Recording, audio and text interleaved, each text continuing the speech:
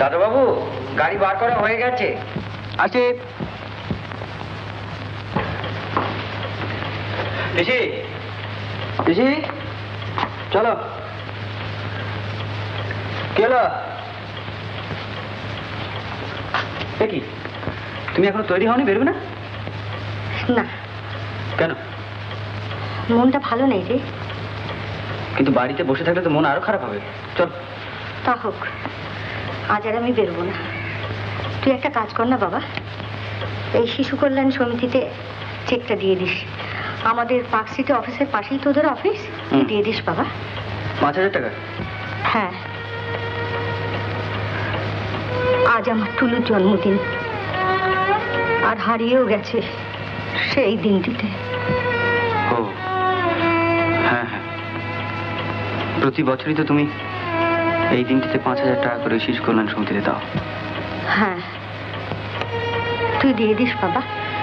আর আজ একটু সকাল সকাল অফিস থেকে ফিরিস, কেমন? আচ্ছা।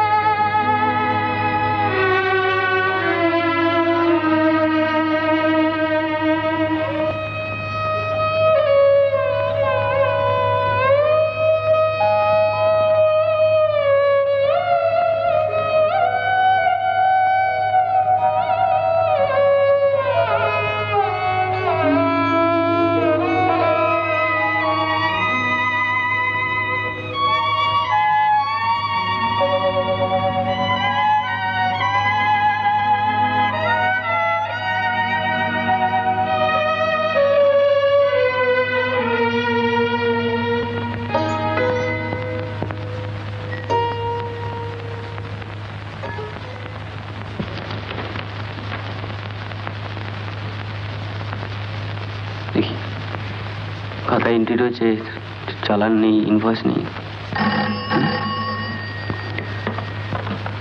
Rayan company. Good morning sir. আজ ডেলিভারি দেওয়ার কথা ছিল। আচ্ছা, এক মিনিট। ম্যানেজারকে ডাকো। কবে অর্ডার দিয়েছিলেন? 1 মাস আগে। লাস্ট উইকে ডেলিভারি দেওয়ার কথা ছিল। আচ্ছা, আপনি একটু ধরুন, আমি দেখছি। 1 মিনিট। হ্যাঁ বলো। হ্যাঁ শুনুন, মিস্টার বিএন সেন, আমাদের বালিগঞ্জ প্লেসের, ওনার একটা সোফা সেটের অর্ডার ছিল। তো ওটা কি আজ ডেলিভারি দেওয়া যাচ্ছে? দেখছি। লাস্ট উইকে ডেলিভারি দেওয়ার কথা ছিল, এখন আবার দেখছেন কি? রূপান, এদিকে শোন। বলেন হুজুর। আরে বীরেন সেনের ওই সোফা সেটের নতুন কাপড় পাল্টে এসেছে ফ্যাক্টরি থেকে? হ্যাঁ হুজুর, এসেছে, কিন্তু ফিনিশ হয়নি। ও কাল পরশুর আগে ডেলিভারি দেওয়া যাবে না। কাল পরশুর আগে হবে না? না হুজুর। আচ্ছা তুই যা। কাল পরশুর আগে হবে না। কাল না পরশু, এটা ডেফিনেট কিছু বলুন। বলে দাও না পরশু দিন। Hello, I am sorry sir, ওটা এখনো ফিনিশ হয়নি। আমরা পরশু দিন ডেলিভারি দিতে পারবো, কিছু মনে করবেন না। No no, I assure you, definitely. Thank you sir, thank you very much. কাস্টমারদের এভাবে ঘোরাবেন না। তা কি করা যাবে? ফ্যাক্টরির যে অবস্থা, তাতে ঠিক সময় ডেলিভারি দেওয়া সম্ভব হয় না। তো সময় দিয়েছিলেন কেন? যদি শুনুন, দত্ত অ্যান্ড কাজিনকে আমি খাতায় দেখছি যে 3টে টেবিল আর 15টা চেয়ার আমরা ডেলিভারি দিয়েছি। হ্যাঁ, অথচ এখানে কোনো ইনভয়েস নেই, কোনো চালান নেই। আমরা কি ডেলিভারি দিয়েছি না দিইনি? আচ্ছা, আমি খবর নিয়ে দেখছি। আর আমি একটু জরুরি কাজে বেরোচ্ছি।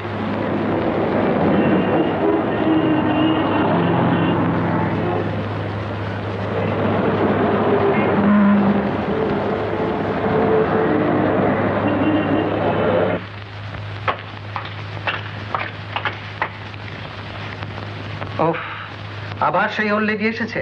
কে স্যার? যারা 19 বছর আগে দিল্লি গিয়ে মেয়ে হারিয়েছিল। আশ্চর্য, ভদ্রমহিলা কিন্তু এখনো হাল ছাড়েননি। যাও নিয়ে এসো। হোপিং এগেনস্ট হোপ, আশার ছালনে ভুলি।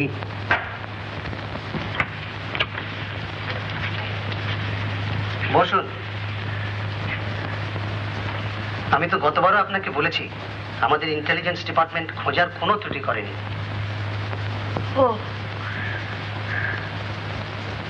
আচ্ছা, আপনাদের একটা অ্যালবাম দিয়েছিলাম, তাতে অনেকগুলো ছবি ছিল, সে অ্যালবামটা পাওয়া গেছে কি?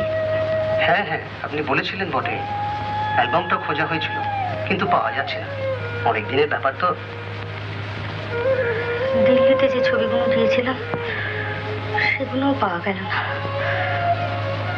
আমার টুলুর আর কোনো ছবি নেই আমার কাছে।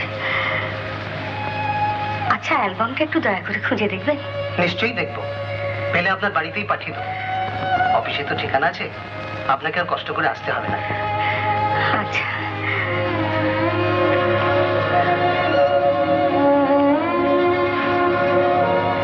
আচ্ছা মিসেস সেন, আমার মেয়েকে বোধ হয় আর পাওয়া যাবে না, না?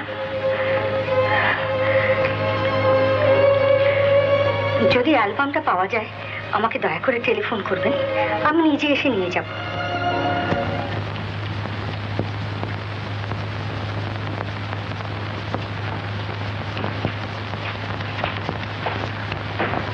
ও,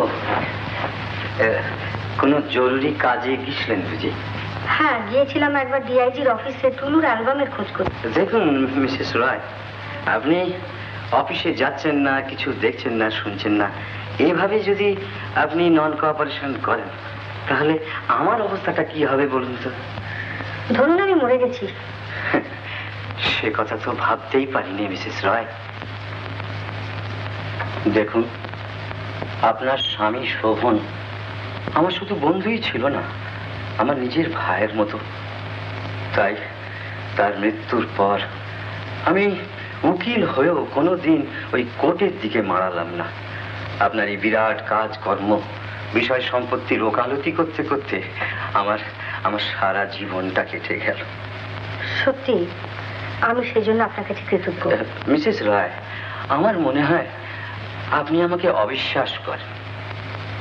অবিশ্বাস? তা নয় তো কি বলুন, এক একটা চেক সইয়ের জন্য আমাকে এমন অসুবিধার মধ্যে পড়তে হয়। আপনার কর্মচারীরা কি ভাবেন বলুন তো? এই চেক সই না হওয়ার দরুন তাদের ঠিক সময় মতো মাইনে দেওয়াই হয়ে ওঠে না। আমি খুবই দুঃখিত।